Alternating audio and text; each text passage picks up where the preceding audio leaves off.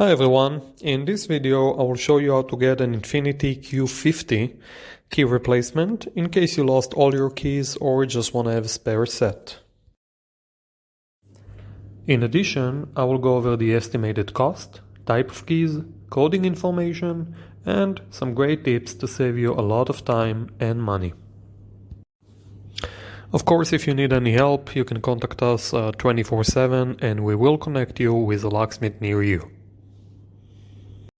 So, Infiniti Q50 has two types of keys. Both of them are key fobs or push-to-start keys. You get into the vehicle, you push the start button, and the car is on.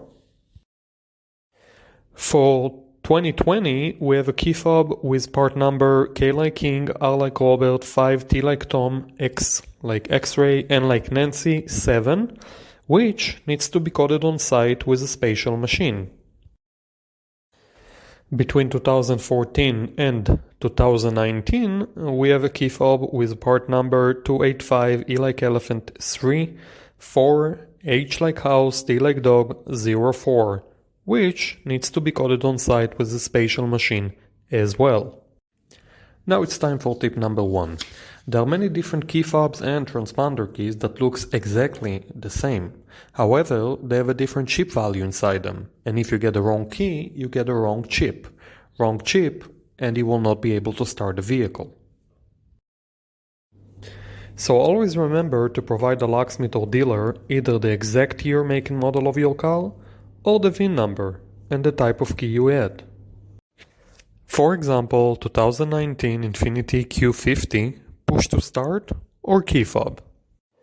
Now let's go over Infiniti Q50 key replacement cost.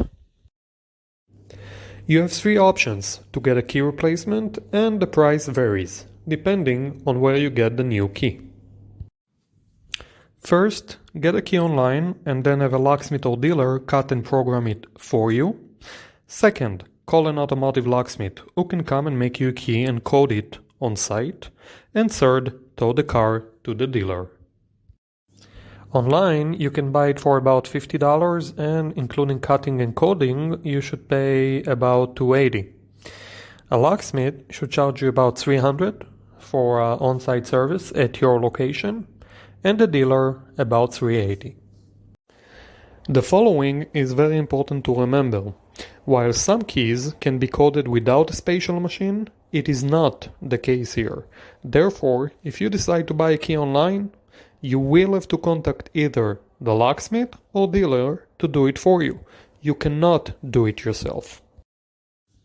Before we continue, a quick word about a spare set. Making an additional key when you already have a working key is much cheaper and faster. Therefore, we highly recommend getting 2 keys in case you lose all your keys, as the second key should cost less than half.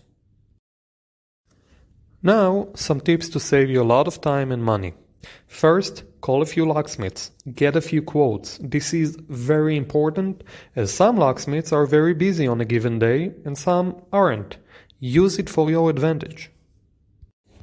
Second, try to call a few companies, even if they are not located right next to your location. Most locksmiths offer a mobile service, sometimes up to 30-mile radius.